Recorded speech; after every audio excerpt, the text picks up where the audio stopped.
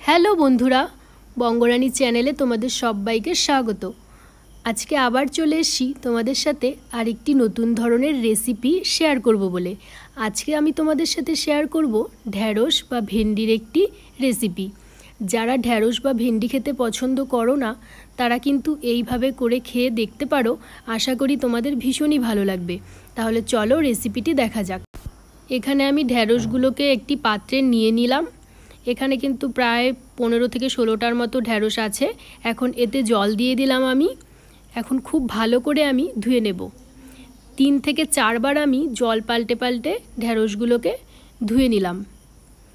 তারপর ঢ্যাঁড়সগুলোকে কেটে নেব। ঢ্যাঁড়সগুলোর আমি 2 সাইড কেটে নেব, গোড়ার দিকটা আর আগার দিকটা কেটে নেব। আর তারপর এভাবে মাঝখানে টুকরো করে কেটে নিলাম। বড় করেই আমি কেটে নিয়েছি। যেই ঢ্যাঁড়সগুলো একটু সাইজে বড় সেগুলোকে আমি 3টে করে টুকরো করেছিলাম, আর যেগুলো একটু ছোট বা মাঝারি সাইজের সেগুলোকে আমি 2টো করে টুকরো করে নিয়েছি। তো এভাবে আমি কেটে নিলাম সবগুলো। তারপর এখানে আমি একটি বাটি নিয়ে নিলাম। এতে আমি দিয়ে দিলাম সর্ষে।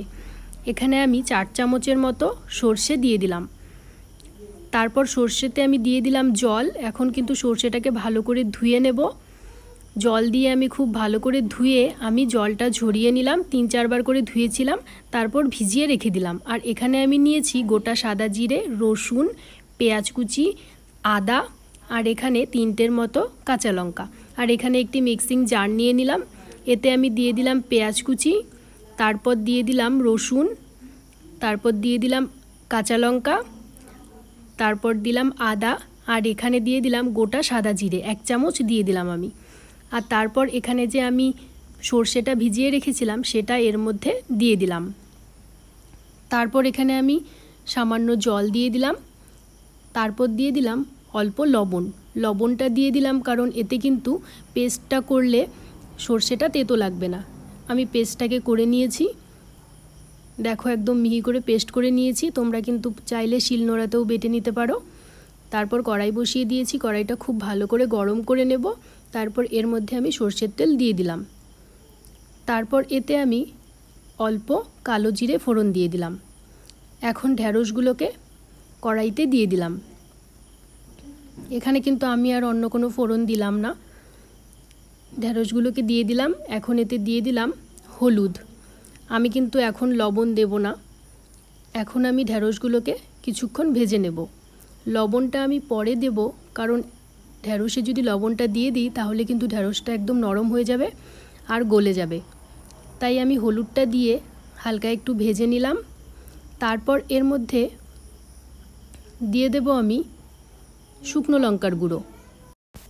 এরপর কিন্তু আবারও আমি কিছুক্ষণ ঢ্যাঁড়সগুলোকে ভেজে নেব। একটু হালকা লালচে করে ঢ্যাঁড়সগুলোকে আমি ভেজে নিলাম।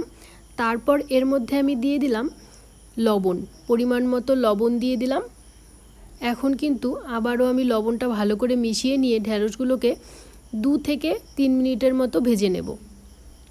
তো ঢ্যাঁড়সগুলো কিন্তু দেখো সুন্দর ভাজা হয়ে গেছে মশলাটা দিয়ে। তারপর এখন যে আমি মশলাটা পেস্ট করে রেখেছিলাম সেই মশলাটা এর মধ্যে দিয়ে দিলাম। এখানে কিন্তু সর্ষে বাটাটাও আছে, যার জন্য এখানে মশলাটা এরকম সাদা রং হয়ে গেছে। এখন খুব ভালো করে সর্ষে বাটাটা মিশিয়ে নেব। আর সর্ষে বাটা দিয়ে কিন্তু খুব বেশিক্ষণ জাল করতে নেই বা খুব বেশিক্ষণ ভাজতে নেই, তাহলে কিন্তু সর্ষেটা তেতো লাগে। তো এখানে আমি সর্ষেটা ভালো করে মিশিয়ে নিলাম। তারপর এখানে আমি জল দিয়ে দিলাম। এখানে কিন্তু খুব বেশি জল দেব না, তো আমি কিছুটা জল দিয়ে দিলাম। এখানে যেহেতু আমি সর্ষে বাটা দিয়ে করব, তাই কিন্তু খুব বেশি জল দিলে কিন্তু এখানে ভালো লাগবে না। একটু গামাখা করে করলে কিন্তু খেতে বেশি ভালো হবে। তারপর এখানে আমি ঢাকা দিয়ে দিলাম। 2 থেকে 3 মিনিটের জন্য ঢাকা দিয়ে রেখেছিলাম। এর থেকে বেশি আমি ঢাকা দিয়ে রাখিনি, কারণ খুব বেশিক্ষণ ঢাকা দিয়ে রাখলে কিন্তু সর্ষেটা তেতো হয়ে যাবে। তারপর ঢাকাটা তুলে নিলাম। এখানে আমি যতটুকু জল দিয়েছিলাম জলটা কিন্তু অনেকটাই শুকিয়ে এসছে। এখন আমি ঢ্যাঁড়সগুলোকে দেখে নেব সেদ্ধ হয়েছে কিনা। দেখো ঢ্যাঁড়সগুলো কিন্তু বেশ সুন্দর সেদ্ধ হয়ে গেছে। হাফ তো আগেই ভাজতে ভাজতেই সেদ্ধ হয়ে গেছিলো। তারপর এর মধ্যে আমি 1/2 চামচের মতো চিনি দিয়ে দিলাম। সর্ষেতে কিন্তু চিনি না দিলে ভালো লাগবে না খেতে। আর তোমরা যদি চিনি না খেয়ে থাকো তাহলে চিনিটা অ্যাভয়েড করতে পারো। তো এভাবেই কিন্তু চিনিটা দিয়ে আমি একটু জাল করে নেব, তারপর নামিয়ে নেব। তো তোমাদের যদি আমার এই রেসিপিটি ভালো লেগে থাকে তাহলে লাইক, কমেন্ট আর শেয়ার করে দিও। তাহলে আজকের মতো টাটা।